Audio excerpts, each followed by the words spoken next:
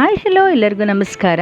ನನ್ನ ಶ್ರೀ ಶುಭ ನುಡಿ ಚಾನಲ್ಗೆ ನಿಮಗೆಲ್ಲರಿಗೂ ಸ್ವಾಗತ. ಇವತ್ತು ನಾವು ಮಾಡ್ತಾ ಇದ್ದೀವಿ ನುಗ್ಗೆಕಾಯಿಯ ಪಲ್ಪಿಂದ ಒಂದು ವಂಡರ್ಫುಲ್ ಆಗಿರುವಂತಹ ಗ್ರೇವಿ. ನಾನು ಈಗಾಗಲೇ ಹೇಳಿದ್ದೆ ಲಾಸ್ಟ್ ವಿಡಿಯೋದಲ್ಲಿ, ನುಗ್ಗೆಕಾಯಿಯನ್ನು ಸಣ್ಣಕ್ಕೆ ಕಟ್ ಮಾಡ್ಕೊಂಡ್ಬಿಟ್ಟು ಸ್ವಲ್ಪ ಉಪ್ಪು ಹಾಕಿ ಬೇಯಿಸಿ ಅದನ್ನು ಹಿಂಡ್ಕೊಂಡು ಮಿಕ್ಸಿಲಾದರೂ ಮಾಡಿ ಅಥವಾ ನೀರಿನಿಂದ ಅದರಲ್ಲಿ ಬೆಂದಿರುತ್ತಲ್ಲ ನೀರು, ಅದರಿಂದನಾದರೂ ಕೈಯಲ್ಲಿ ಹಿಂಡ್ಕೊಂಡು ಈ ರೀತಿ ಡಬಲ್ ಸ್ಟ್ರೈನರಿಂದ ಅದನ್ನು ಹಿಂಡಿ ಸೋಸಿ ಪಲ್ಪನ್ನು ತೆಗೆದಿಟ್ಕೊಳ್ಳೋದು. ಆ ಪಲ್ಪಿಂದ ಲಾಸ್ಟ್ ಟೈಮ್ ಪರೋಟ ಮಾಡಿದ್ದೆ ನಾನು. ಇವತ್ತು ಮಾಡ್ತಾಯಿದ್ದೀನಿ ಚಪಾತಿ, ಪೂರಿ, ದೋಸೆ ಯಾವುದಕ್ಕಾದರೂ ವಂಡರ್ಫುಲ್ ಆಗಿರುವಂಥ ಒಂದು ಸೈಡ್ ಡಿಶ್.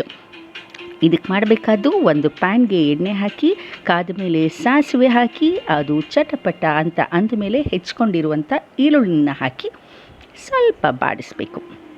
ಈಗ ಮಿಕ್ಸಿ ಜಾರ್ಗೆ ಹಸಿರು ಮೆಣಸಿನ್ಕಾಯಿ, ತೆಂಗಿನಕಾಯಿ, ಸ್ವಲ್ಪ ತಿಕ್ನೆಸ್ಗೆ ಗೋಡಂಬಿ ಹಾಕಿ ಅದನ್ನು ಗ್ರೈಂಡ್ ಮಾಡೋಣ. ತಿಕ್ನೆಸ್ ಜಾಸ್ತಿ ಬೇಕು ಅಂದರೆ ಒಂದು 10-15 ಹುರಿಗಡ್ಲೆ ಹಾಕ್ಬೋದು. ಈಗ ಫ್ರೈ ಮಾಡ್ತಿರುವಂಥ ಈರುಳ್ಳಿಗೆ ಒಂಚೂರು ಉಪ್ಪು ಹಾಕಿ ಬಾಡಿಸೋಣ. ಹೆಚ್ಕೊಂಡಿರೋ ಟೊಮೊಟೊ ಹಾಕಿ ಅದನ್ನು ಕೂಡ ಬಾಡಿಸೋಣ. ಇವೆರಡು ಆಗುವ ಹೊತ್ತಿಗೆ ನಾವು ಒಣಗಿರುವಂತಹ ದ್ರಾಕ್ಷಿ, ಒಣ ದ್ರಾಕ್ಷಿ ಅಂತೀವಲ್ಲ, ಅದನ್ನು ಹಾಕಿ ಮಾಡೋಣ. ಇದು ಒಣ ದ್ರಾಕ್ಷಿ ಎಷ್ಟು ಒಳ್ಳೆ ಟೇಸ್ಟ್ ಕೊಡುತ್ತೆ ಅಂದರೆ ಗ್ರೇವಿ ತಿನ್ನುವಾಗ ಮಧ್ಯೆ ಸ್ವೀಟ್ನೆಸ್ಸು ಸೂಪರ್ವಾಗಿರುತ್ತೆ. ಈಗ ಅದು ಬಾಡಿದ ಮೇಲೆ ಇದಕ್ಕೆ ರುಬ್ಬಿರುವಂತಹ ಮಸಾಲೆಯನ್ನು ಹಾಕೋದು.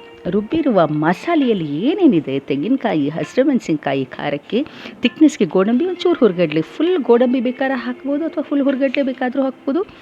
ಚೆನ್ನಾಗಿ ಇದನ್ನು ಬಾಡಿಸೋಣ. ಹಸಿ ಖಾರದ ಅಂಶ ಏನಿದೆ ಅದು ಹೋಗಬೇಕು. ಈ ಗೋಡಂಬಿಯ ಫ್ಲೇವರ್ ಏನಿದೆ ಸೂಪರ್ವಾಗಿರುತ್ತೆ. ಈಗ ನಾವು ಪಲ್ಪ್ ತೆಗೆದಿಟ್ಟಿದ್ವಲ್ಲ, ಆ ಪಲ್ಪನ್ನ ಇದಕ್ಕೆ ಆ್ಯಡ್ ಮಾಡ್ತಾಯಿದ್ದೀನಿ. ಈಗಾಗಲೇ ನಾವು ನುಗ್ಗೆಕಾಯಿ ಬೇಯಿಸುವಾಗ ಸ್ವಲ್ಪ ಉಪ್ಪು ಹಾಕಿದ್ವಿ, ಟೊಮ್ಯಾಟೊ ಮತ್ತು ಈರುಳ್ಳಿ ಬೇಯುವಾಗ ಸ್ವಲ್ಪ ಉಪ್ಪು ಹಾಕಿದ್ವಿ. ರುಚಿ ನೋಡಿಕೊಂಡು ಉಪ್ಪು ಹಾಕೋಣ. ಟೇಸ್ಟಿಗೆ ಬೆಲ್ಲ ಬೇಕು. ನುಗ್ಗೆಕಾಯಿ ಕಹಿ ಅಂತ ಏನು ಅನಿಸೋದೇ ಇಲ್ಲ. ಮಕ್ಕಳಿಗೆಲ್ಲನೂ ಈ ನುಗ್ಗೆಕಾಯಿ ತಿನ್ನೋಕ್ಕೆ ಬೇಜಾರು ಅಂತ ಅನಿಸಿದರೆ ಈ ರೀತಿ ಮಾಡಿಕೊಡಿ, ಗ್ರೇವಿ ಗೊತ್ತೇ ಆಗಲ್ಲ. ಹುಳಿಗೆ ಸ್ವಲ್ಪ ಆಮ್ಚೂರು ಪೌಡ್ರ್ ಹಾಕೋಣಂತೆ, ಒಂಥರ ಅಡಿಷ್ನಲ್ ಫ್ಲೇವರ್ ಅಂತ ಕಾಣಿಸುತ್ತೆ ಅದು. ಅದಕ್ಕೋಸ್ಕರ ಈಗ ಗ್ರೇವಿ ಸಿದ್ಧವಾಗ್ತಾ ಇದೆ. ಐರನ್ ಕಂಟೆಂಟು, ಮೆಗ್ನೀಷಿಯಮ್, ಅಪ್ಪ ನುಗ್ಗೆಕಾಯಿನ ತಿಂದರೆ ದೇಹಕ್ಕೆ ಎಷ್ಟು ಒಳ್ಳೆಯ ಪೌಷ್ಟಿಕಾಂಶ ಸಿಗುತ್ತೆ ಗೊತ್ತಾ. ಮಕ್ಕಳಿಗೆ ಈ ರೀತಿ ಮಾಡಿಕೊಟ್ರೆ ಖಂಡಿತ ಇಷ್ಟಪಟ್ಟು ತಿಂತಾರೆ. ಎಲ್ಲರಿಗೂ ಒಳ್ಳೆಯದು. ಇದ್ರ ಜೊತೆಗೆ ಲಾಸ್ಟಲ್ಲಿ ಕಸೂರಿ ಮೇಥಿ ಒಂಚೂರು ಆ್ಯಡೆಡ್ ಫ್ಲೇವರ್ಗೆ ಹಾಕೊಂಡಂತೆ ಸೂಪರಾಗಿರುವಂತಹ ಸೈಡ್ ಡಿಶ್ ರೆಡಿಯಾಗಿದೆ. ಇದನ್ನು ಚಪಾತಿಯೊಟ್ಟಿಗೆ, ದೋಸೆಯೊಟ್ಟಿಗೆ ತಿನ್ಬೋದು. ನೋಡಿ, ಅಲ್ಲಿ ಸಣ್ಣಕ್ಕೆ ಮಾಡಿಟ್ಟಿದ್ದೀನಿ ಚಪಾತಿನ. Heart shape, star shape, flower shape, round shape ಎಲ್ಲವನ್ನು ಮಕ್ಕಳಿಗೆ ಇಷ್ಟ ಆಗುತ್ತೆ. ಅಂದರೆ ಕಲರ್ಫುಲ್ಲಾಗಿ ಅಥವಾ ಡಿಫ್ರೆಂಟ್ ಶೇಪಲ್ಲಿದ್ದರೆ ಮಕ್ಕಳಿಗೆ ಇಷ್ಟ ಆಗುತ್ತೆ. ಮಾಡಿಕೊಡಿ. ನನ್ನ ಶ್ರೀ ಶುಭ ನುಡಿ ಚಾನಲ್ಗೆ ಸಬ್ಸ್ಕ್ರೈಬ್ ಮಾಡಿ.